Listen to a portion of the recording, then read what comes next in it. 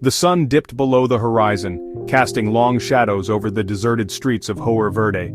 A lone car approached, its headlights cutting through the growing darkness.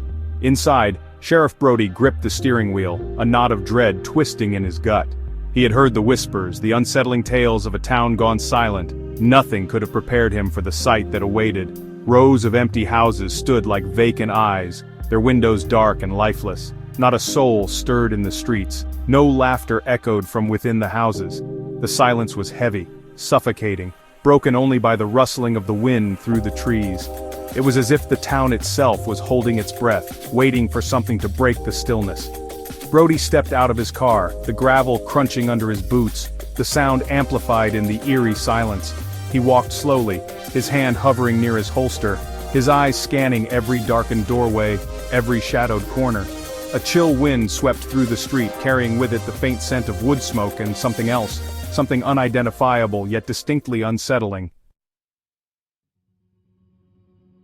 The first house he entered was eerily preserved, as if frozen in time. A half-eaten meal lay on the table, the steam long gone, leaving behind a greasy residue.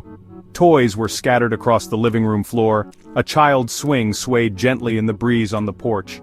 There was an unsettling normalcy to it all, a stark contrast to the unnatural emptiness that permeated the town. In the kitchen, a pot of stew sat on the stove, the fire beneath it long extinguished.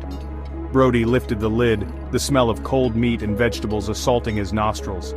The stew was untouched, as was the freshly baked bread on the counter. It was as if the inhabitants of the house had simply vanished, their dinner left to grow cold. He continued his exploration, finding similar scenes in each house he visited. Beds were made, clothes were laid out for the next day, but the people were gone. There were no signs of struggle, no forced entry, no indication of where they might have gone or why. It was as if Joer Verde had been wiped clean, its inhabitants erased without a trace. The schoolhouse stood at the edge of town, a solitary sentinel in the encroaching darkness. The playground, usually brimming with the joyous screams of children, was deathly silent. The swings hung motionless, the merry-go-round stood frozen, as if time itself had stopped. Inside the schoolhouse, Brody found an eerie tableau.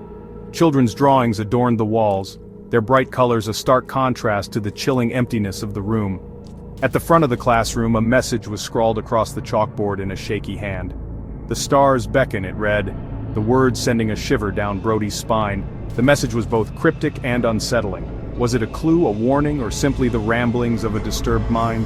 Brody had no answers, only more questions. The town of Joer Verde was a puzzle box, each clue only deepening the mystery.